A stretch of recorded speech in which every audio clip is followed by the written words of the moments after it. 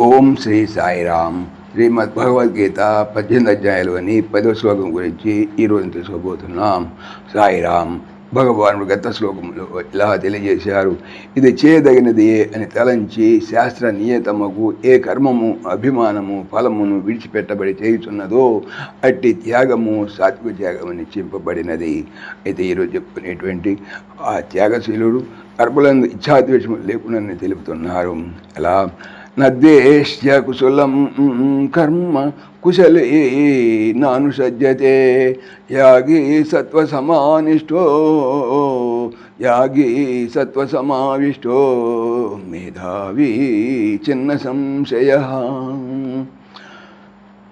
సత్వమావిష్ట సత్వగుణములతో కూడినవాడును, మేధావి ప్రజ్ఞాశాలియు, చిన్న సంశయ సంశయములను పోగొట్టుకున్నవాడు, యాగి యాగశీలుడు అనగా సంగమును ఫలమును త్యజించి కర్మలను చేయువాడు, అకుశలం కర్మ అశుభమును దుఃఖకర్మను కామ్యమునకు కర్మను నద్వేష్టి ద్వేషింపడు, కుశలే శుభమును లేదా సుఖకర్మను నిష్కామనకు కర్మమందు నా అనుసజ్జతే ఆసక్తుడు కాడు అనగా అభిమానము కలిగి ఉండడు.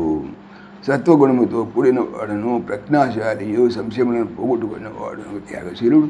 అశుభమును కామ్యమును దుఃఖకర్మమునకు కర్మను ద్వేషింపడు, శుభమును నిష్కామమును సుఖకర్మకు కర్మయందు ఆసక్తుడు కాడు అనగా అభిమానము కలిగి ఉండడు.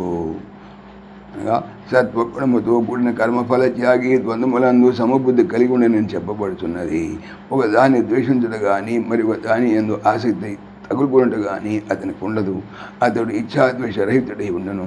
అశుభ కర్మను కామ్యకర్మను ద్వేషింపడని చెప్పినంత మాత్రము చేత దానిని ప్రేమించునని అర్థము కాదు.